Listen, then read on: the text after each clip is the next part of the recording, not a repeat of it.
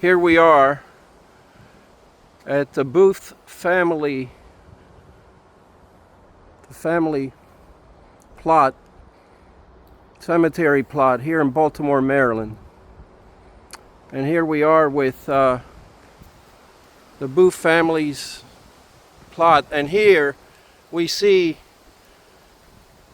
a grave that's unmarked with pennies on it. This is believed to be John Wilkes Booth grave where he is buried. Again, it's not marked. His name is not marked here. His name is not written because I'm sure out of pure shame, the family name, and so they did not mark it. And I'm here with two fellow believers, David Rossetto and Jacob Prasch. Jacob is he's a very fond of history. He knows a lot about history, and he's gonna tell us a little bit about American history, including Lincoln, the South, Booth, and so on. John Wilkes Booth was from a distinguished family of actors. He was an educated man, well-versed in Latin, and considered one of the best stage performers in the United States at that time, in the mid-19th century. A prominent figure. But we know him today as the Lee Harvey Oswald of his day, the assassin of Abraham Lincoln. To understand what happened and the ramifications of what he did, we have to put it in a correct historical perspective, which is not the one people are normally taught in school or in high school. I came to read about the Civil War in my adult life through reading serious academic historians such as Shelby Foote. But in my youth, I read the usual books, Bruce Catton, and I read The Red Badge of Courage by Stephen Crane from Newark, and I had the perspective of abolitionism, the war against slavery, and the striving to preserve the Union. But I came to realize later on it was much more complicated than that, much more complicated. There was a change happening in the United States politically and economically. This change was fueled by the arrival of the Industrial Revolution that began in Great Britain coming to America. Traditionally, America had been an agrarian society. Most of the founding fathers of the United States were from Virginia. A few were New England merchants and so forth, such as John Adams, Alexander Hamilton, but they were mainly Southerners, primarily from Virginia. They were plantation owners, they were slave owners themselves. They did not have this vision of America as an industrial society as yet. Certain forethinkers like Alexander Hamilton did, and he was able to impress George Washington that America was going to move in an industrial direction, not just be basically agricultural. But for the first decades of its life, America remained primarily an agricultural society. In the South, cotton was king. With the Industrial Revolution in Great Britain, particularly the north of Britain, shires such as Yorkshire, the textile and fabric industry revolutionized clothing, revolutionized bedding, curtains, and many other things, insulation. But the cotton was coming from the United States. There were strong economic ties between the southern plantation owners and the British that came into play, beginning with the presidency of James Madison. James Monroe. James Monroe wanted to link the United States with Great Britain in a forerunner of what would become the special relationship. The United States passed the Monroe Doctrine, saying that America would no longer allow European powers to establish colonies in the New World. But in fact, America did not have either the money or the military might to do that. They were simply surrogates for the British government. It was going to be the British Navy that enforced the Monroe Doctrine initially. So you had a forerunner of the modern special relationship that came about following the War of 1812, where there was a reconciliation with Britain that took place under President James Monroe. Cotton was king. The fabrics, the textiles produced in Britain were cotton-based, and they came from the American South. They came from the American South, which was a labor-intensive industry that was highly reliant upon slavery. Now, most Southerners did not own slaves. Most Southerners did not own slaves. And there were a few slave owners who were themselves black. There were also freed slaves. Nonetheless, it was an economy dependent on slavery. When industrialization began to come with the cotton gin invented by Eli Whitney, it increased production but did not initially do anything to reduce slavery. There had been a hope that slavery would simply become economically obsolete. At the same time, industrialization began to arrive in America. The Industrial Revolution that began with the iron industry in the Severn River Valley in England and Iron Bridge Gorge arrived in the Lehigh Valley in Pennsylvania and later moved to Pittsburgh. America had its own steel industry and was now becoming actively competitive with Great Britain and was emerging as an economic power in its own right due to industrialization. So Britain favored the South. The rival powers of Europe who didn't like Britain favored Abraham Lincoln and the North. Slavery was not the core of the issue. The robber barons of the American North and Midwest were no more socially conscious about human rights or workers' rights than were the plantation owners of the American South who owned slaves. What happened with the northern robber barons, the western robber barons, and the Midwestern robber barons was this. They used shantytown Irish immigrants in the east and Chinese known as coolie labor in the west. While a black African slave had a cash value, a capital value, you wouldn't want to risk the life or limb of a black slave because he was worth money. But you could always get another Irishman. The Irish were fleeing the potato famine in large numbers, coming to New York, Philadelphia, and elsewhere, Boston, and moving westward. They were digging in the coal mines. They were doing terrible jobs and living under terrible conditions in shanty towns, utterly impoverished. The Chinese coolies did the blasting through the Sierra Madre Mountains in the west. Nobody cared if Chinamen got killed in a landslide from blasting. Nobody cared if an Irishman got killed in a cave-in in a coal mine. But a black was worth money. It was not that there was this great opposition to slavery on humanitarian grounds, as many people think. Now, there were people in the North, mainly evangelical Christians, many of them at that time from New England, who were opposed to slavery. These were abolitionists who had a strong Christian conviction. Most famous was Harriet Beecher Stowe, who wrote the book Uncle Tom's Cabin. She was the daughter of an evangelical preacher, and that book had a very much Christian theme, Abraham Lincoln called her the lady who began the Civil War because of the impact of that book and of stage productions, plays of the book. It inflamed the nation against slavery. But this was played up by business interests in the North who were mistreating Irish immigrants, Chinese immigrants, anyone else, even a small number of Italian immigrants, no better than what the slaves are being treated in the South, and in some cases even worse.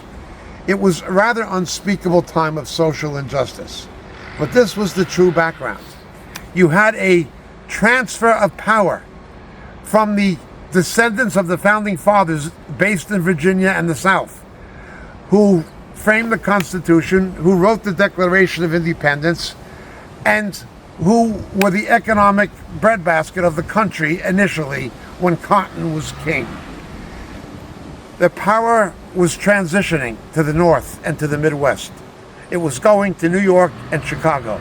It was shifting away from Charleston, shifting away from Savannah, shifting away from Richmond and New Orleans to New York, Boston, Philadelphia, and Chicago. That's what was happening. It was a change of power. Now, under the old system, a black was considered 3/5 human. The black plantation owners could therefore vote 3/5 of their slaves for the candidate of their choice. That's literally what they were doing. They wanted an illiterate black population who just did what they were told to do. This was all perpetrated by the Democratic Party. The Democratic Party was the party of the American South. It was the party of slavery, later Jim Crow and the Ku Klux Klan. It was solidly Democrat. The argument has been made, quite plausibly, that the modern teachers' unions, for instance, are simply a political campaign fund for the Democratic Party, for liberal Democrats, and we have a school system designed to fail, to create a permanent underclass of inner city youths who will just vote for how they're told to vote. It's just Jim Crow with a smile. Democratic Party doing what it has always done to black people, creating an underclass who they can politically control for their own purposes to keep themselves in power and pocket. So what we see today is simply the successor of what happened before the Civil War, creating a permanent underclass of black people who could be manipulated and controlled for the purposes of those who have the power. You look at this today, Jimmy Carter, Bill Clinton, Al Gore. These are all Southern Democrats. Al Gore's father was a rabid segregationist. Bill Clinton's mentor was George Favor, a rabid segregationist. Hillary Clinton's mentor was Senator Byrd, who was a grand dragon of the Ku Klux Klan. It is just Jim Crow with a smile. That is my personal interpretation, but it's a view shared by various others who've studied this subject and phenomena. In any event, you had a change of power. The Civil War happened because the power people of the North wanted to get the political power from the South. The money was going north, and the political power had to go north. Therefore, slavery became an issue. This is not to deny there were true opponents of slavery. There were. But it's not to say that it was a great cause of social justice, because there was just as much social injustice going on in California and in the cities of the Northeast, New England, and the Midwest. Meanwhile, with this transition of power, there was a legitimate desire to put an end to voting 3/5 of your slaves for who you wanted and creating artificial voting blocks and majorities in the Congress and in the Senate. A legitimate complaint. Slavery caused a political inequality and a political injustice.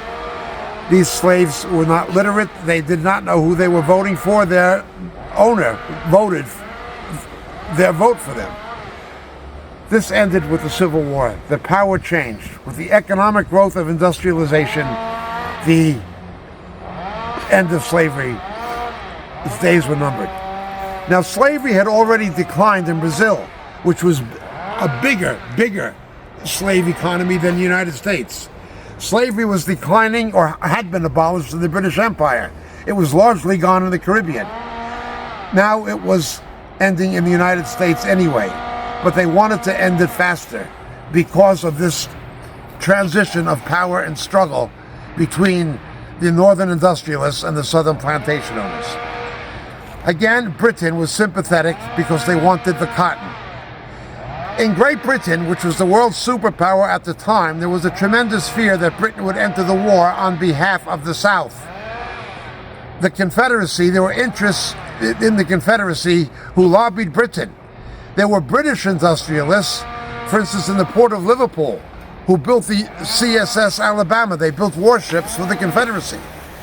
There was financial funding for the Confederate cause in the war coming from Great Britain. But there was a Jewish Christian prime minister who was anti-slavery and who viewed the plight of the black slaves the way that he viewed the plight of Jews, as social scapegoats and as victims. He had a sympathy towards abolitionism. His name was Benjamin Disraeli. He stood up as Prime Minister of Great Britain, and he refused to allow Britain to be dragged into the war on the side of the Confederacy due to his strong Christian convictions. He was absolutely a Christian. He was asked if he was a Christian or a Jew, and he opened the Bible and he pointed to the page before Matthew's Gospel after Malachi. And he said, I am the page in between. He said Christianity is nothing but completed Judaism. He had this Christian conviction, as did Harriet Beecher Stowe. So you had a Christian conviction in Britain and a Christian conviction in America among the abolitionists. But about 50 years sooner, slavery was abolished in the British Empire, again through the lobbying of evangelical Christians. The Earl of Shaftesbury, William Wilberforce, the author, the composer of Amazing Grace, John Newton, and so forth. The anti-slavery movement in Britain was led by evangelical Christians, as it was in the United States. The American preacher D.L. Moody came from this era, and he was an opponent of slavery, as were other evangelical preachers. They saw it as absolutely incompatible with a Christian worldview, or a Judeo-Christian worldview. This became the split. In Britain, it was the Wesleyan Armenian Christians who opposed slavery. The Calvinistic ones did not. Even an otherwise great preacher like George Whitefield owned black slaves. Well, John Wesley opposed it. In the American South, the same thing happened, and it brought a division to the church. You then had American Baptists and Southern Baptists, American Methodists and Southern Methodists. Why? Because the Calvinistic Methodists and the Calvinistic Baptists were in the South, and they were pro-slavery. The wealth of the wicked is stored up for the righteous. We're the elect, the doctrines of election taken to a political extreme, resulting in an economic exploitation.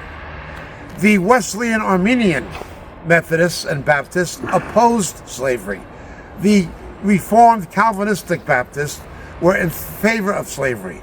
So Christian denominations split over it. They split over this very issue. Arrived Abraham Lincoln. He was an abolitionist. Too much could be said about Abraham Lincoln for our purposes now. He did begin attending an evangelical church, a Presbyterian church that was evangelical at that time near the White House, before he was assassinated by John Wilkes Booth. Again, John Wilkes Booth, an educated man from a theatrical family. Somebody first wanted, but somebody with pro-slavery political convictions. He was from Baltimore. He was from Maryland.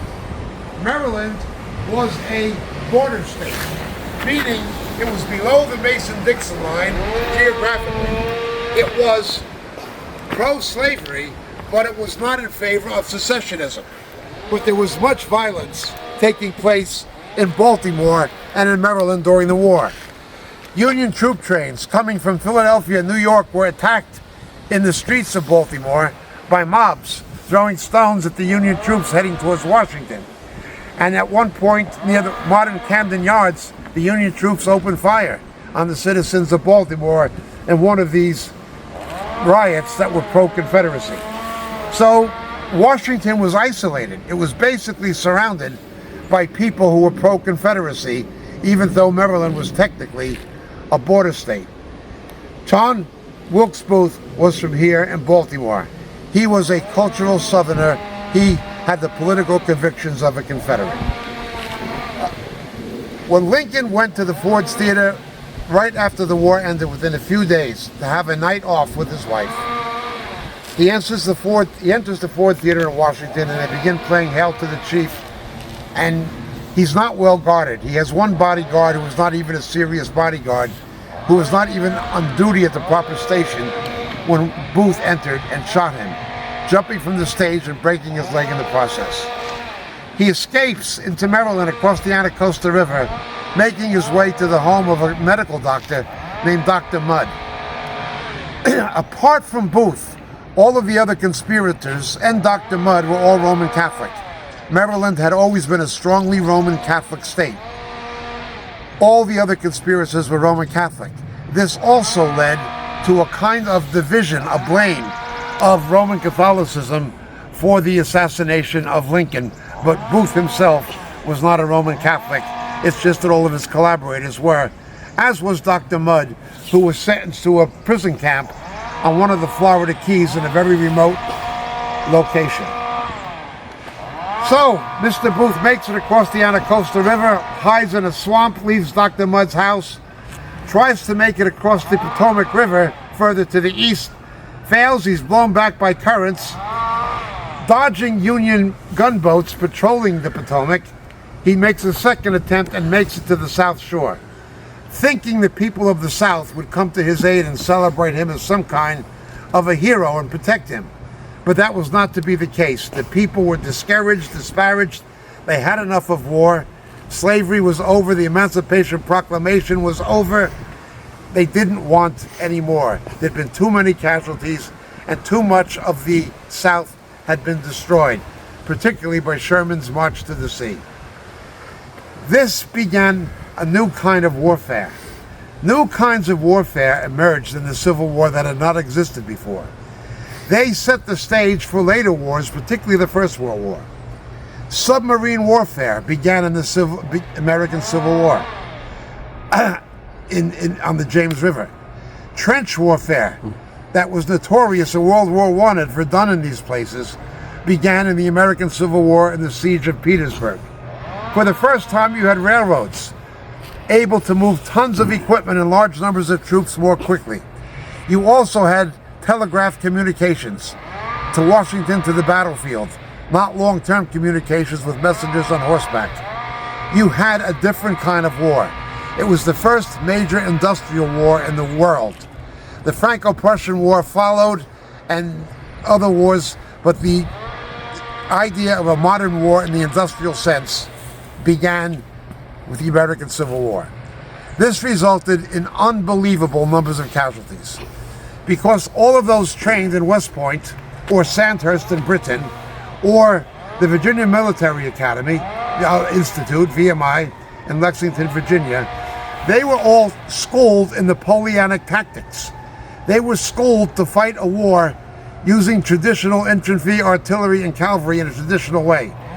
They were not ready, did not have tactics or strategies suitable for an industrial war, a war that had mass production, that had railway transport, that had instant or semi-instant communication, that had factory production on that level.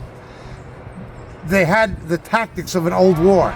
So they fought a new war with the tactics of an old one, resulting in unimaginable numbers of casualties in places like Antietam, Maryland, and Shiloh in Tennessee, and Gettysburg in Pennsylvania. The casualty figures would be shocking even by modern standards. Even by the standards of the Second World War, the casualty figures from the American Civil War would be shocking. The people in the South were dispirited. They'd had enough. They weren't going to support Mr. Booth. What Mr. Booth did hurt the very cause he tried to espouse. He did not help the South. He did something terrible. In the American South, we have to understand something.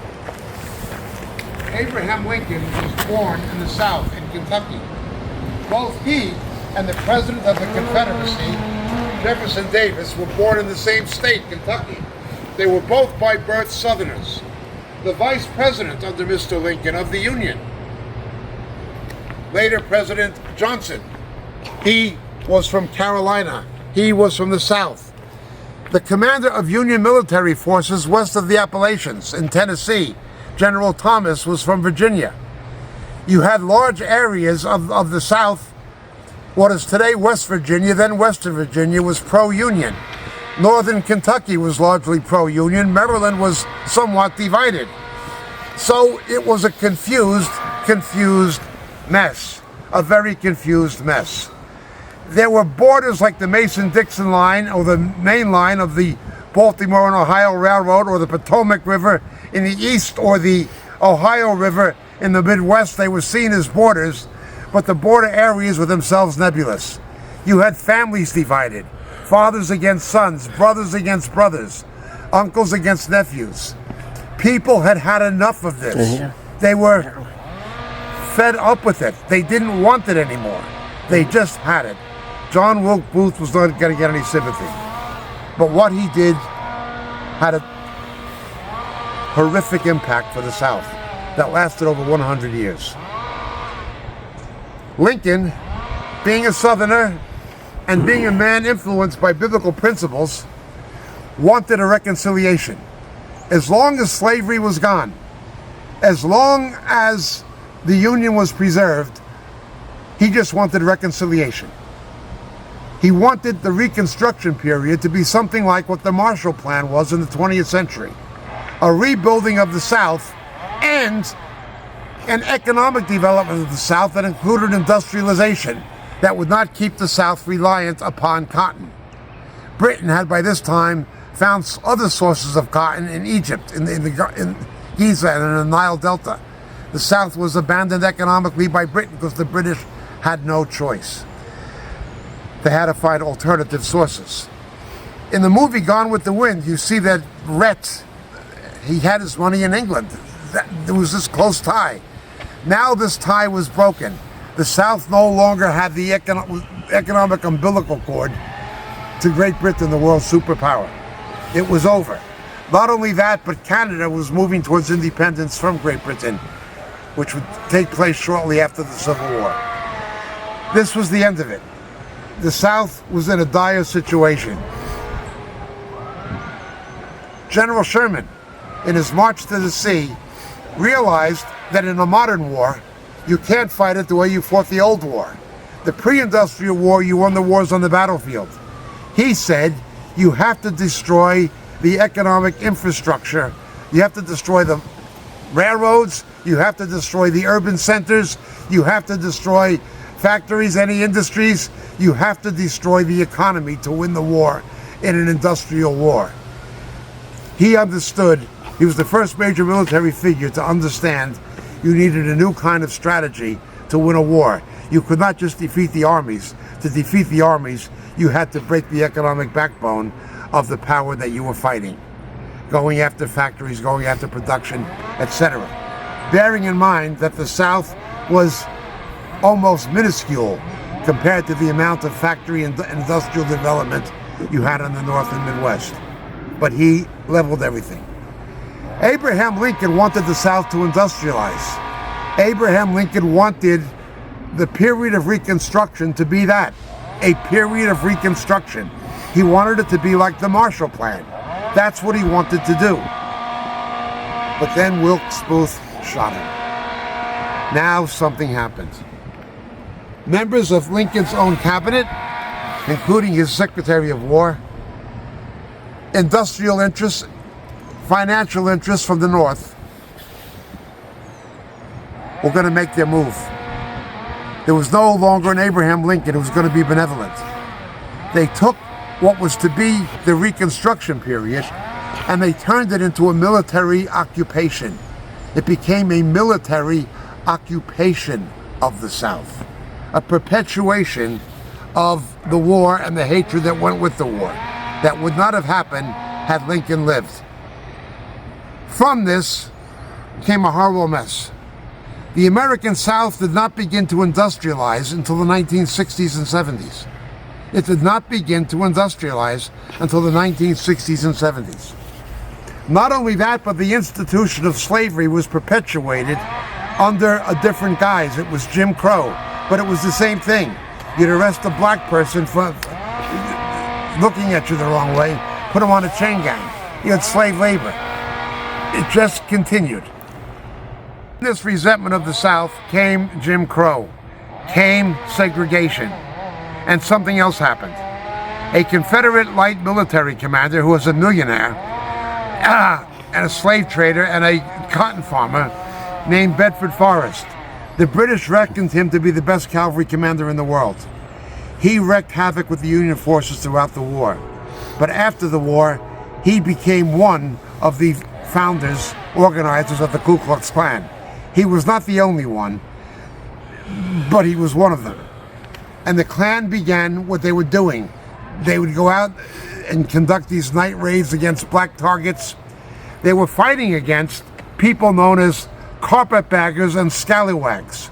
These carpetbaggers and scallywags were corrupt businessmen from the North who paid bribes and got political control of the South, and the Southerners who collaborated with them, the carpetbaggers and the scallywags. This is what happened. There was a reaction against this occupation.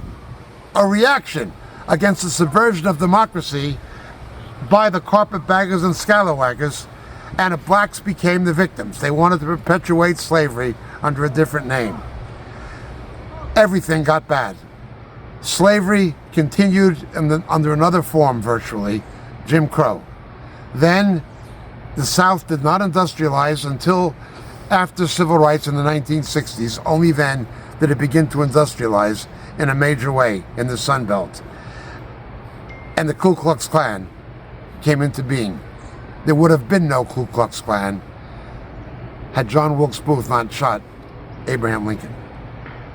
Ironically, later, Bedford Forrest became a born-again Christian, publicly expressed regrets to the blacks for his support of slavery, and gave a Christian perspective to his views as they later became. So this did happen. There was also a move of God in the country that came into being with the preaching of D.L. Moody, and a Southern singer who had been a gospel singer, but he'd been a soldier in the Confederate Army, Ira Sankey. There was a reconciliation in the body of Christ between Southerners and Northerners, between those who had been Confederate and those who had been pro-Union. A reconciliation took place among believers, perhaps personified by no one better than Bedford Forrest. Nonetheless, the damage done by John Wilkes Booth lasted into the 20th century. It lasted until the 1960s and 1970s. It hurt the South economically, it hurt the South culturally, it hurt the South sociologically, and it hurt the country as a whole. But it particularly hurt the South. He damaged the very South that he so much loved. He harmed the cause that he so much cherished. One foolish man with a gun. That is what really happened.